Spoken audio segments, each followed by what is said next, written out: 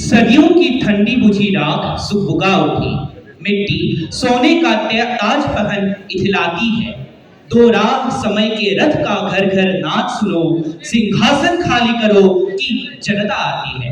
माननीय अध्यक्ष महोदय, मैं नीलोत्पल महंत, इस सदन का एक सदस्य, आज सदन के पटल पर रखे गए विषय कि आपातकाल के 50 वर्ष भारतीय लोकतंत्र के लिए सबक, इस विषय के ऊपर अपना मत प्रस्तुत करने की आपसे आज्ञा चाहता हूं। महोदय, 25 जून 1975 की वह काली रात भारत के इतिहास के लिए एक कलंक की तरह है, जिस दिन तत्कालीन प्रधानमंत्री श्रीमती इंदिरा गांधी जी ने आंतरिक अशांति का हवाला देते हुए भारत के अंदर आपातकाल लगा दिया था। अध्यक्ष महोदय, जिस लोकतंत्र को श्रद्धेय पंडित जवाहरलाल नेहरू जी ने बहुत मेहनत के साथ सींचा था, उसी लोकतंत्र को नेहरू जी की अपनी ही बेटी प्यारी इंदु ने अपने पैरों से कुचल दिया था। उस दिन देश के तमाम विपक्षी नेता, जिनमें लोकनायक जयप्रकाश नारायण, श्रद्धेय अटल बिहारी वाजपेयी जी, लालकृष्ण आडवाणी जी जैसे बड़े बड़े विरोधी नेताओं को जेल के अंदर ठूस दिया गया था। उनके खिलाफ कोई भी कानूनी कार्रवाई नहीं की गई।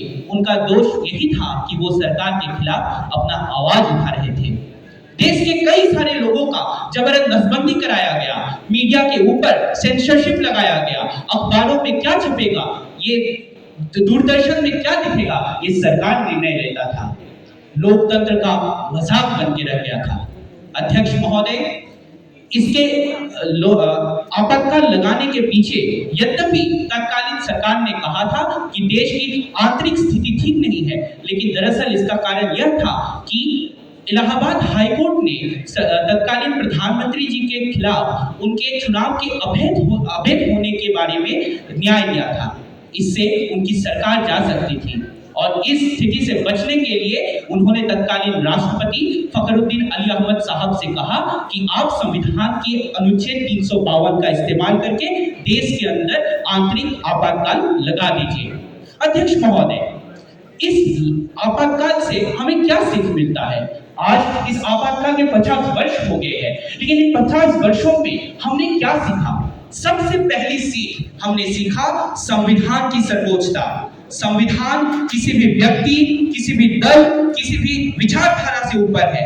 वह किसी एक व्यक्ति या उसके पार्टी की कोई संपत्ति नहीं, बल्कि देश की आत्मा है। दूसरा सबक हमने सीखा जागरूक नागरिक होने का। आपातकाल लगने के बाद भी अंडरग्राउंड होके कई सारे अखबारों ने काम किया, कई सारे बुद्धिजीवियों ने सरकार के खिलाफ काम किया। राज्यसभा के सांसद सुब्रमण्यम स्वामी तब सिख व्यक्ति का भेष बदल के वो सदन के अंदर आए और सरकार के खिलाफ पैम्फलेट बांध के फिर अंडरग्राउंड हो गए। लोग जागरूक थे। तीसरी सीख हमने सीखी कि स्वतंत्रता प्रेस की स्वतंत्रता और निष्पक्षता। जब तक एक प्रेस स्वतंत्र नहीं होगा, निष्पक्ष नहीं होगा, लोकतंत्र कभी सफल नहीं हो सकता। इसलिए तमाम अखबार के घरानों को ये बात समझनी चाहिए कि सरकार कब आएगी और जाएगी, लेकिन निष्पक्षता हमेशा ऊपर रखना चाहिए। अध्यक्ष महोदय, आज हम आजादी के अमृत काल में हैं। देश के यशस्वी प्रधानमंत्री तथा विश्व के सर्वाधिक लोकप्रिय नेता माननीय श्रद्धेय नरेंद्र मोदी जी ने हमें सन 2047 तक विकसित भारत बनाने का संकल्प दिया है और इस संकल्प को पूरा करने के लिए हमें आपातकाल से मिली हुई सीख से देश को आगे बढ़ाना चाहिए। अंत में मैं सभी युवाओं का आह्वान करना चाहता हूं कि उठो जवान देश की वसुंधरा पुकारती, ये देश तुम्हें पुकारता, पुकारती मां भारती, पुकारती मां भारती। बहुत बहुत धन्यवाद। जय हिंद, जय भारत, जय लोकतंत्र।